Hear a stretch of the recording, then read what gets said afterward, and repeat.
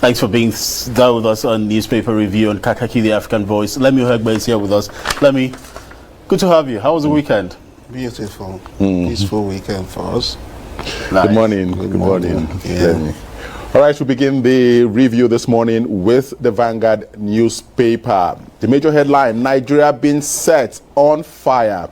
Northern elders tell FG. Check that out on page 5 of the paper this morning. A number of stories there. Imo boss backs Nimasa's maritime litter action plan, and Lekki toll gate protest. We were stripped naked, comedian Macaroni is saying. The Daily Sun newspaper is reporting Northern elders to Buhari, Nigeria on fire under you. On page 6 is where you have that story. Also on the front page of this paper, insecurity, NSA engages Northwest governors as FG begins consultation across zones.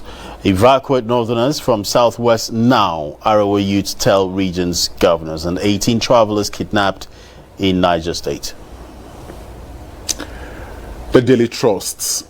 20 buried in Ibadan, 5,000 take refuge. 4 riders to that story. We have lost everything victims. Makinde Akeredolu visits burnt markets in Hausa community, seeks help. 18 passengers kidnapped in Niger. Survey progresses at 5.3 trillion Mambila hydropower site. Check that out on page 23 of the Daily Trust. The Daily Asset is reporting Leave Southwest now. ROA youths tell northern leaders they decided to make this story their lead on the paper this Monday. And boss Mustafa Diri, Wali, Mohammed others confirm attendance at Daily Asset Awards.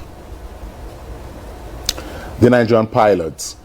Analysis, open grazing, divided governors and matters arising. Don't hike fuel price. PDP cautions Buhari, and Governor Masari blames imams for rising insecurity. Page 13. All right, the Daily Times is reporting Obasanjo tasks Africa on agric manufacturing amid COVID-19. Also on the front page of this paper, Nigeria got $16.7 billion investment in 2020. Daily Champion, support for AK-47 bearing Fulani herdsmen Bala Mohammed under fire. Don't set Nigeria ablaze on those senator ones. Comments irresponsible, illegal. DSS should quiz Bauchi governor. And Occupy Lekki tollgate outrage as Lagos police arraign comedian others. All right, the News Direct is reporting FG spent $9.76 billion on debt services. That's according to the CBN. NAFDAC reads Riot Act to fraudulent clearing agents. Importers says jail awaits offenders. This Nigeria is taking a position on the call for amnesty for Boko Haram, and his position is a no-no. You can read that out. You can check that out on This Day Nigeria on its editorial page. And the major headline there, headers, farmers clash, governors at war, Otom versus Bala Mohammed, Ganduje versus El Rufai. Some of their utterances reckless. Lekki, the aborted protest, show of force, unacceptable. That's coming from Ozekome and, of course, the NBA president. Business AM is saying Nigeria's lost global agricultural export earnings put at $2.242 billion. Analysts decry failure to exploit global markets. Wrong-headed agricultural policy costs Nigerians. You also read this headline, biting power tariff back in disguise hits Nigerians hard with outrageous bills, rapid depletion of energy units. Yes, I think I've experienced it as well. You buy the energy unit and before you know it, it's off. It starts beeping. Consumers blame the government, regulatory authorities. Front page story, and it continues on page 2 of Business AM. Let's discuss the issues on the papers this morning. The situation, very, very tension-filled weekend from Lagos to Ibadan, in Shasha in particular. The governors of Oyo State and the governor of Ondo State were in that part of the country. The vice president is also weighing in as well.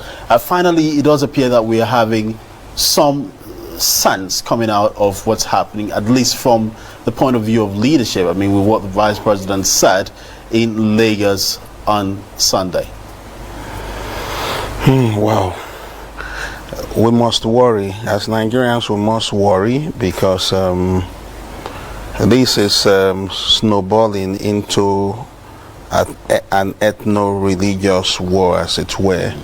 And that's why before now we've repeatedly screamed ourselves us, calling on the federal government, calling on the president to take full charge of these issues.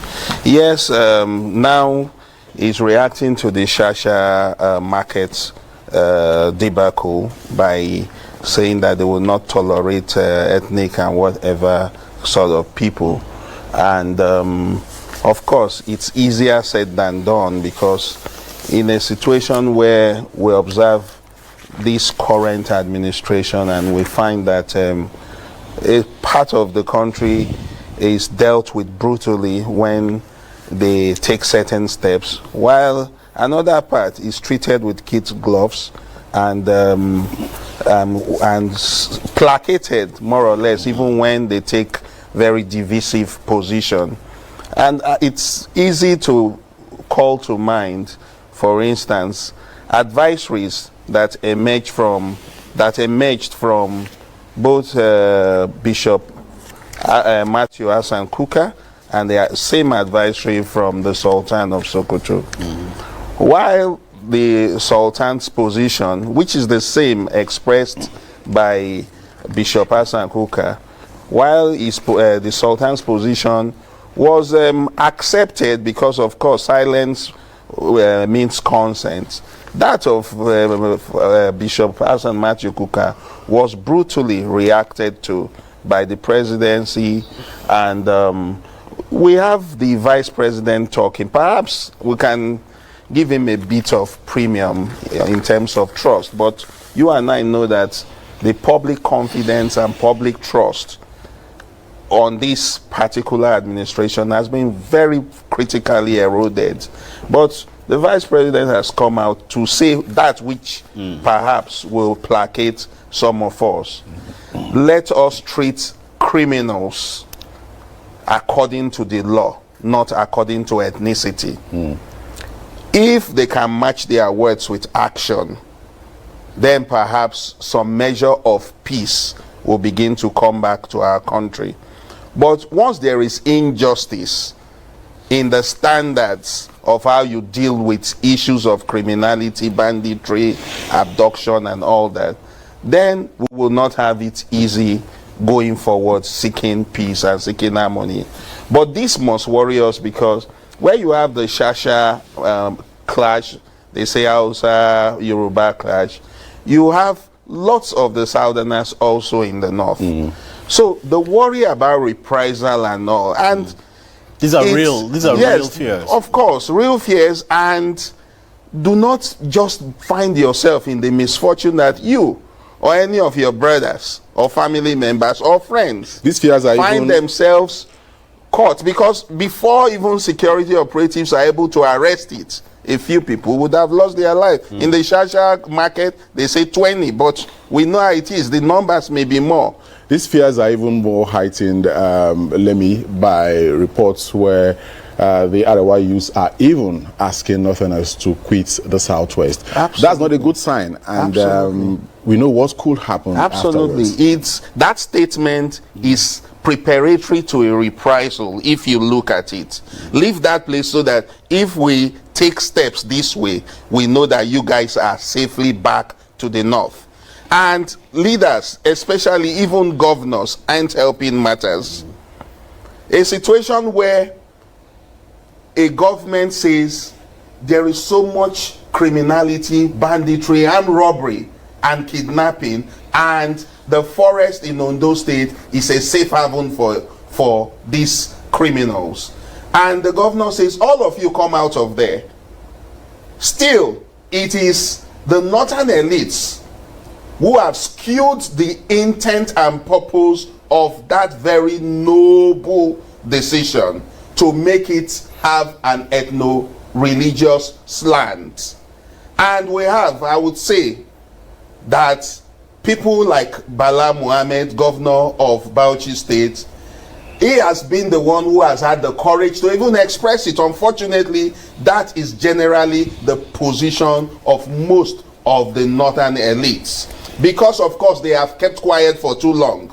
Under the Goodluck Ebele Jonathan administration, they shouted themselves hoarse with criticism, with condemnation, with all sorts of ulabalu over insecurity, over Boko Haram. But in this time, when Muhammadu Buhari is president, they all kept quiet. They lost their tongue all of a sudden, and they allow a lot of, for God's sake, what is the position of a governor or a northern elite who should be a public opinion influencer, a government policy influencer? What is his position if he does not guide the president? And this brings us to the National Assembly. We have a National Assembly where the Senate president will tell you that because Buhari means well for our country, whatever the president brings before us, we will pass immediately, we will approve. And I have said that there mustn't be an adversarial relationship between the National Assembly and the president for the National Assembly, the Senate particularly, to guide the president's rights. We have concerns about how the former service chiefs managed the war against insurgents. The president has made steps immediately to nominate them for appointments. What will the National Assembly do? Is it a reward for incompetence, a reward for lack of transparency, a reward for against the people whose voices are loud and clear? Voice populi, a voice they hear. The people say these people did not serve well, you should relieve them. And in a country of 200 million Nigerians, you return the same people as non-career ambassador. These are part of the reasons why ethno-religious narratives will continue to thrive in our country. Let me, the federal government delegation led by the National Security Advisor set to undertake consultations across the country to see how the federal government can douse current tensions. What should be up on the table, as the federal government delegation move around the 6 geopolitical zones to consult with various interest groups? Is it time for us to begin to discuss, our existence so far? Is it time for us to bring up the issue of restructuring? What, in your view, should form part, of discussions? Let me say clearly that that delegation in question is unnecessary. It is a waste of taxpayers' money. It is a waste of my money and your money, because government knows what it should do. All government needs to do is to aggregate the views of the people already expressed in the last 5 years and before the last 5 years. Now, what does it need to do? Equity, transparency, good governance, honesty. Let government be true to the people and the Constitution.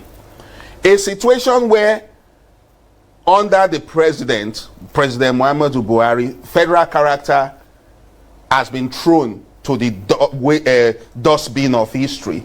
A situation where the president, the louder you shout about equity and fair play, the stronger and firmer he will do otherwise.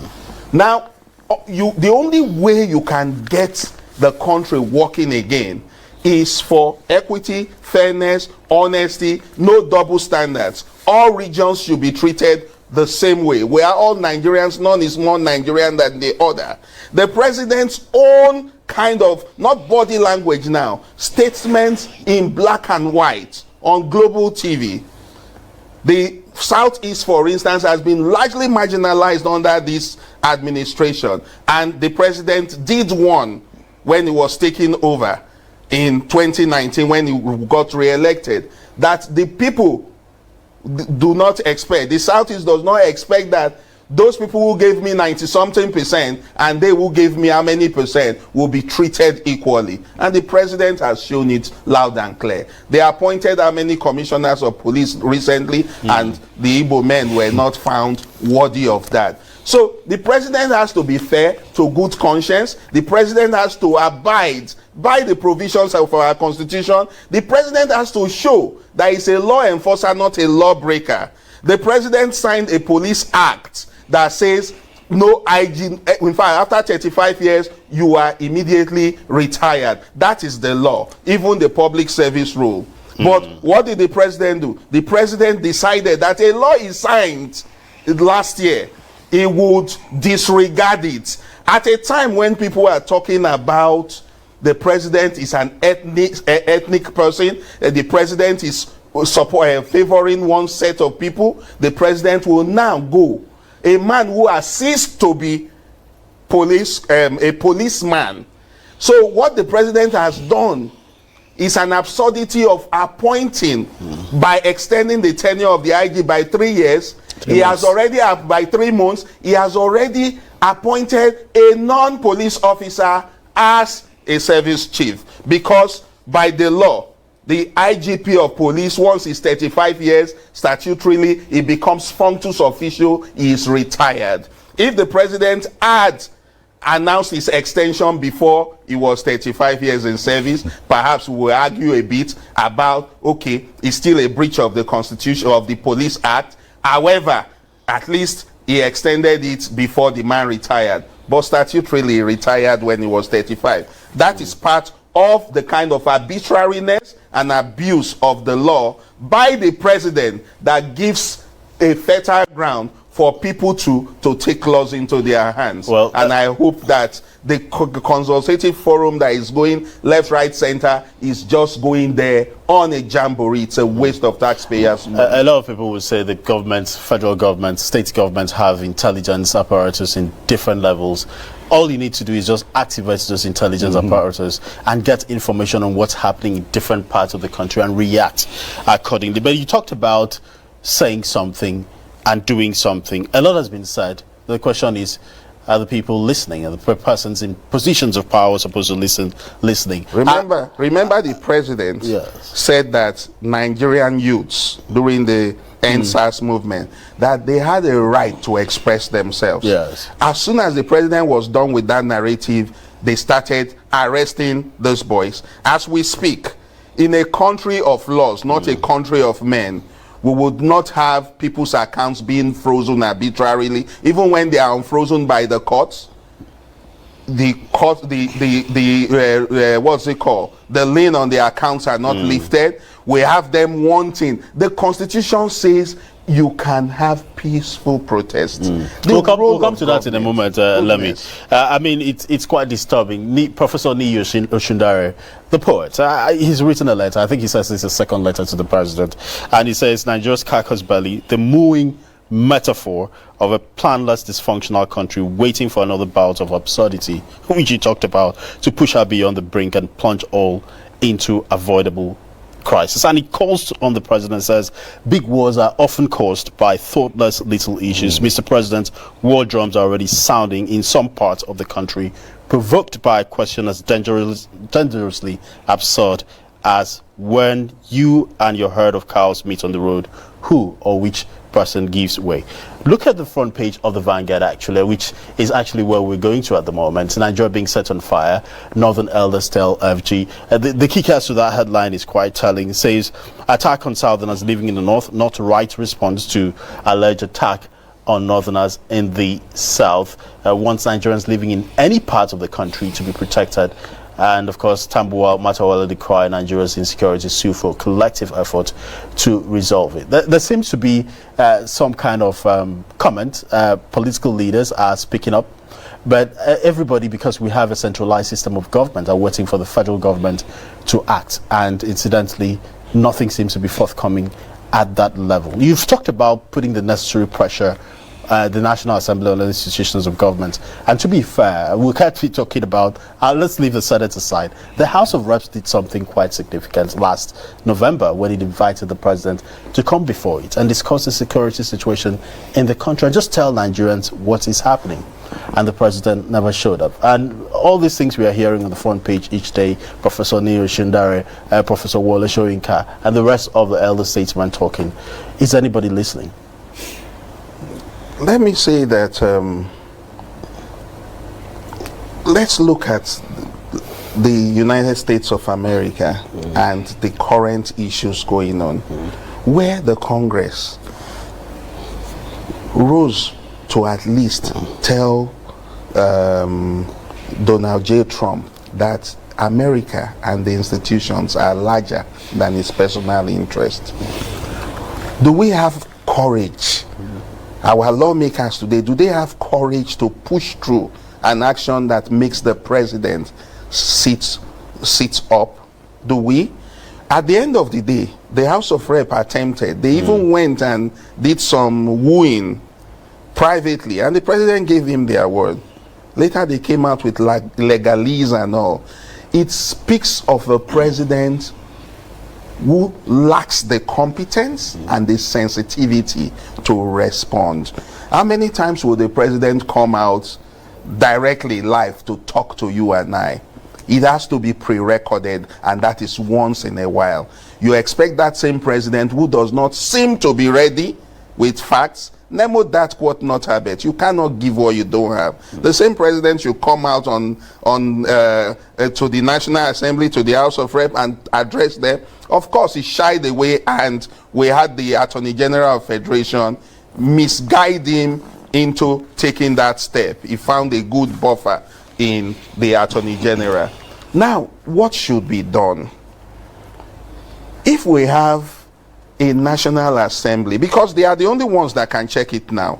All of these narratives, all of what is going on continuously makes relevant the issue about the debate on restructuring. We cannot domicile, and this experience in this present administration tells you that we cannot domicile all of security powers in the hands of one man, especially a president who seem not to be aware of how bad things are. We need to have a National Assembly rise and rise properly to call this president to order. It is not enough for rhetorics left, right, center. We must have a meeting where we'll discuss whether or not we want to stay and live together and continue as one Nigeria, or we have ideological differences that are irreconcilable, and we want to part ways in a manner where there will not be an outbreak of war. And the narrative we have now, and I'm glad that Northern Elders, I'm glad that Tambuwa Matawale, all of them are beginning to find their voices. But remember again, some of these comments emerging now, especially from the northern elites, are what you say for the optics. They say one thing, just like the president will say one thing, and you will see another done. So I do not take. Let's hope that that's different.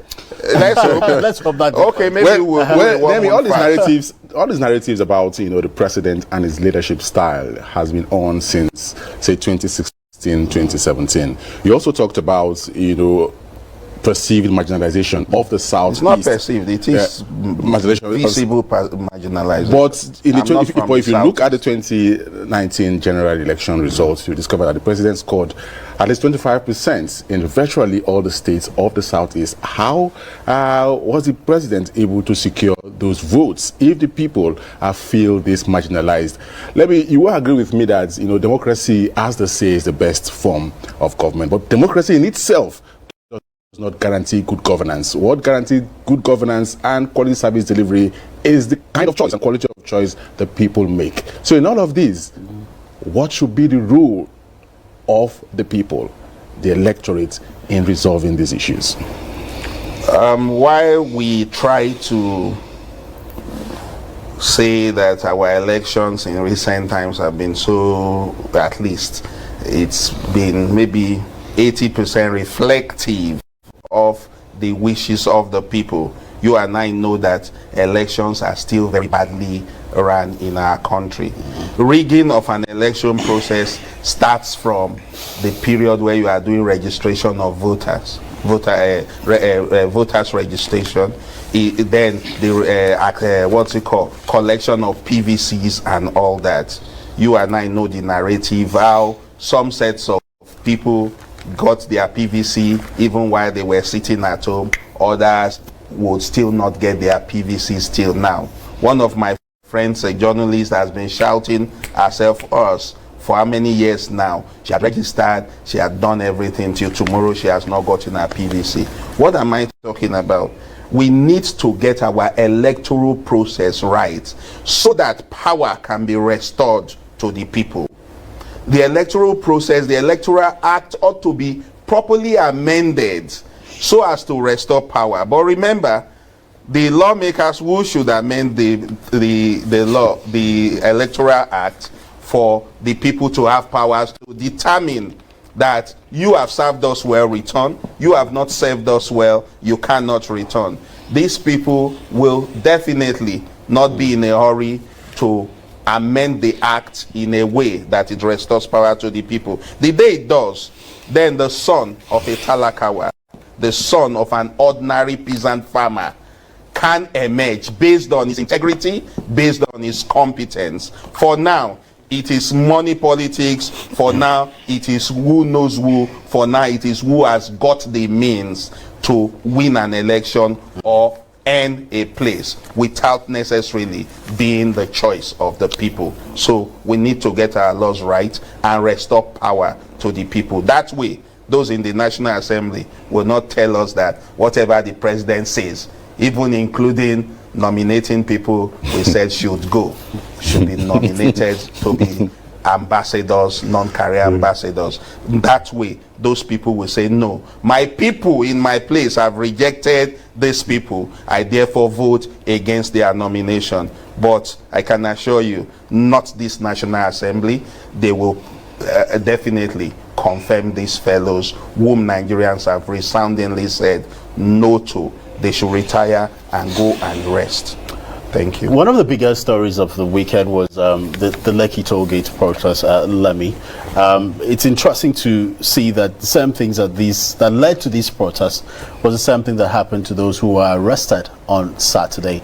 The comedian Macaroni, he came out with a video and says they were beaten. Of course, we saw their videos and how they were stripped naked as well, which he confirmed, half naked, which he confirmed. His face was still very swollen.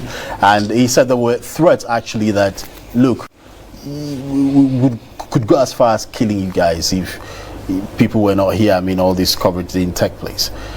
How far have we gone? We seem to be moving around in circles on this particular issue. Wow.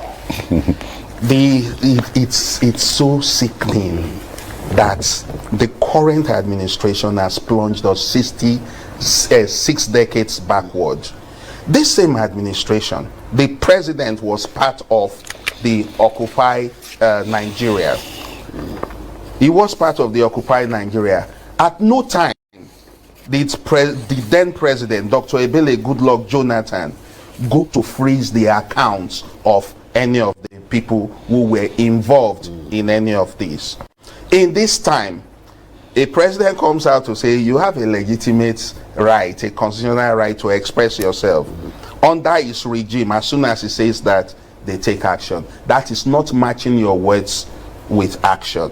They decided to start, and it got to the point where the Lekki toll gate, if I were president, some people would have lost their job already, because under no circumstance should you be found to use brute force on citizens of Nigeria who were expressing themselves. Now, do not go into the narrative of hoodlums I hijacked until that assault of the Nigerian people at the Lekki toll gate. Hoodlums were nowhere. It was to justify all of those assaults that hoodlums took over the scene. Now, people have come out, and the Constitution allows them. Under this regime, the civic space has been stifled. The human rights have become nothing but mere semantics to this administration. So, the action taken over the weekend will still, it's not as serious as the action of going with soldiers to the action on the 20th of October. Yes. That's exactly what it's not as serious. Yes. However, we must call them out again. They may not be listening, but we must call them out. Absolutely. Which is what we're doing, and we'll continue to do in the next talking points coming up shortly.